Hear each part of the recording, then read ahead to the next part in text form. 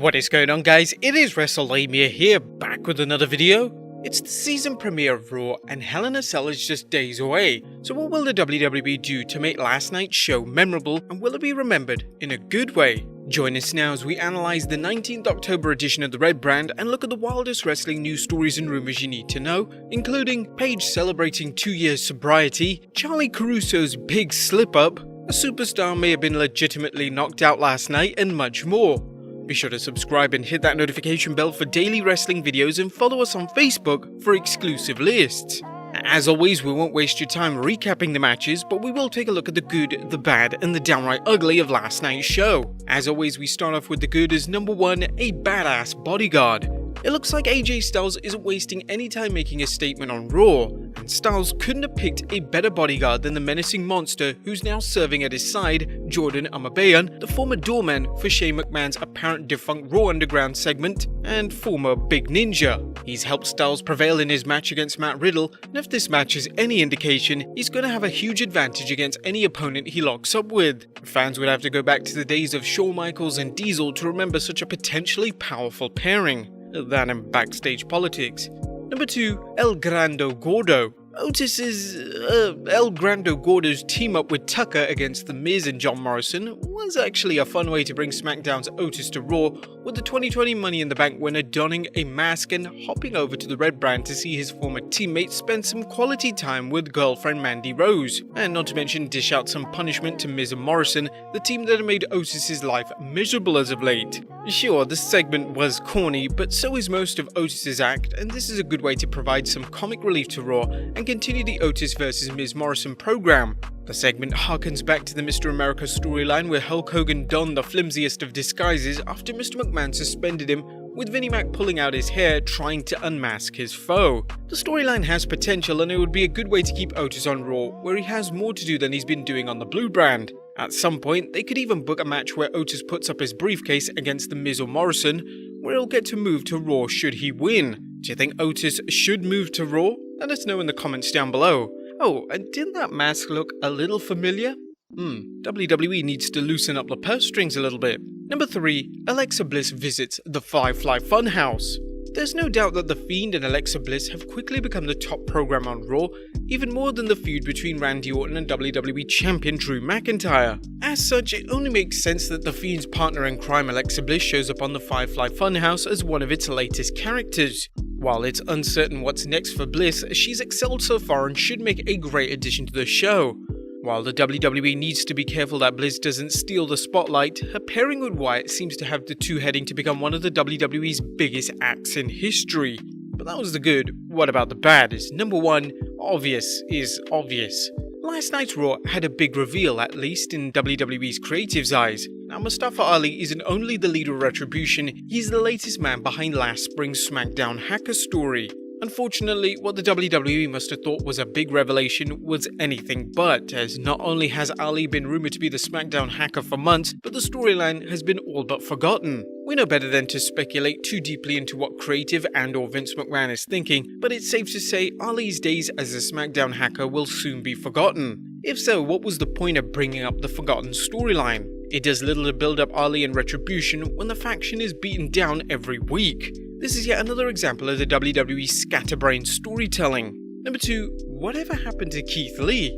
Barring a complete turnaround, fans in 2021 will be asking the question, where did things go wrong with Keith Lee? Was it the weeks of meandering on Raw following his initial win over Randy Orton? Was it the WWE changing up his ring attire and music? Was it him losing to Braun Strowman in a match that should have ended indecisively, thus setting things up for a long-term feud? While there's plenty of time to save the Lee vs Strowman program, they need to concentrate and make long-range plans for Keith Lee, one of its more promising stars in years, but someone who seems to be on the fast track to becoming the latest NXT superstar to crash and burn on the main roster. Number 3, Peyton Royce's singles career transforms back into a tag team. Now, many Iconics fans were shocked when the WWE split up the team of Peyton Royce and Billie Kay, one of the WWE's better tag teams and one that could bolster its faltering tag team division. Nevertheless, the idea of Roy's singles push had its appeal, even though it left Billie Kay's future uncertain. Royce has shown growth in the ring, and according to several reports, she impressed management and her fellow wrestlers, so why did they put her back into a new tag team with Lacey Evans? Now, while Evans could do well to find a permanent partner and make a bid for the WWE Women's Tag Team Championship,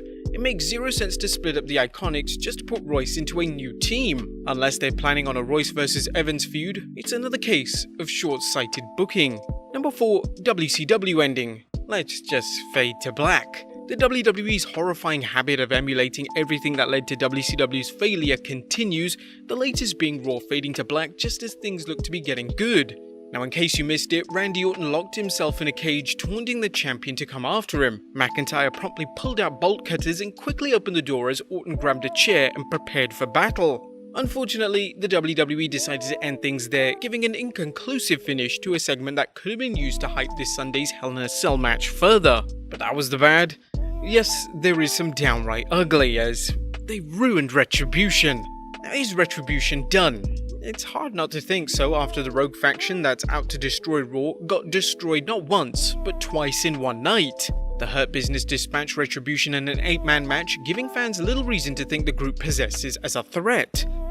After the match, the WWE only made Retribution look worse as The Fiend showed up, taking out every member of Retribution with a flurry of Sister Abigails. They looked ridiculous last night, with Mustafa Ali talking tough but showing zero ability to back it up. Rumor has it that they want to book Retribution versus the Hurt Business at Survivor Series, but unless the WWE changes the group's booking, they're more likely to be wrestling on Main Event. As it is, the idea of a Fiend versus Retribution program has failure written all over it, and they shouldn't waste the fans' time with a storyline they know the outcome to. Now, the problem is that the ugly segment showed everything that's wrong with WWE's book as we go philosophy to Raw. If last night's season premiere was a sign of the new season, it's gonna be another bad year of wrestling on the USA Network. But what did you guys think of Raw? Let us know in the comments down below. Now, let's move on to the news.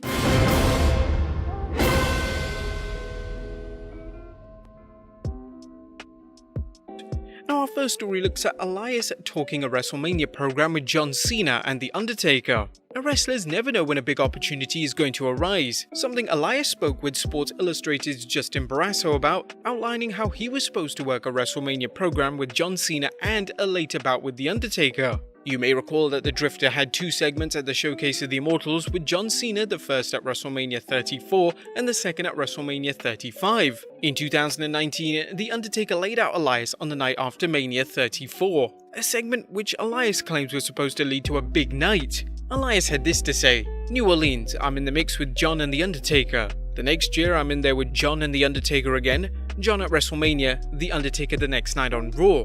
I was supposed to go on and face The Undertaker at the show in Saudi Arabia. That never ended up happening because of Goldberg, but that was supposed to be my match. The year after was supposed to be myself against John Cena at WrestleMania in a 3-year running story. Things obviously changed and that didn't end up happening." And now that Elias is back in action following his return from a pectoral injury, he sees big things ahead for his future, beginning with his program against Jeff Hardy. He mentioned, "This story is going to be fun. I grew up a huge wrestling fan and I love when stories make sense and fans can connect the dots in their own mind as to why things are happening, along with some mystery and reveal. I know exactly what's ahead of me. I'm ready for it. I'm willing to put all my effort into my story. I'm ready for Jeff Hardy and I'll be ready for big stories with guys like Drew McIntyre and AJ Styles. Jeff can be a stepping stone right to that main event picture." Now, Elias is a talented performer who is a master at building heat in the ring with his over-the-top concert performances. He has the potential to be one of the WWE's top stars if he can stay healthy.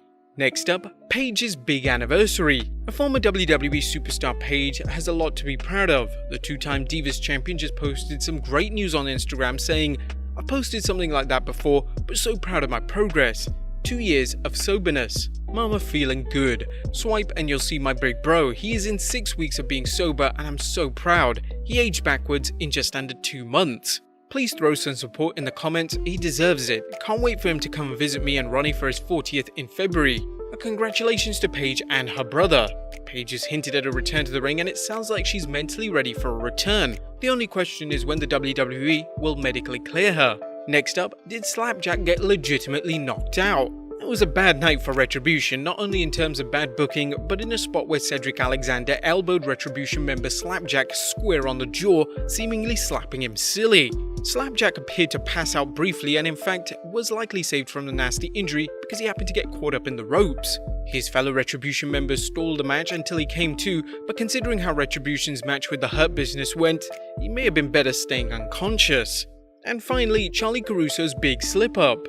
Last but not least, pro wrestling is often aired live, which makes for occasional slips of the lip, with some of them being unintentionally funny. And one such moment happened on the latest edition of Raw Talk when the lovely and talented Charly Caruso was interviewing the perpetual 24/7 champion R-Truth. Apparently she wanted to showcase her knowledge of Truth's many names for the belt, so she asked him about being the 24/7 9/11 champion. What? R-Truth caught Charly's mistake and started talking while Charly regained her composure. Sad to say, but Charly just hasn't been the same since Angel Garza broke her heart. But there you have it guys, the good, the bad and the downright ugly from last night's Raw, as well as the latest wrestling news stories. Be sure to leave your comments down below, subscribe if you haven't already, follow us on Instagram and Facebook for exclusive lists, and I'll see you next time with some more wrestling content.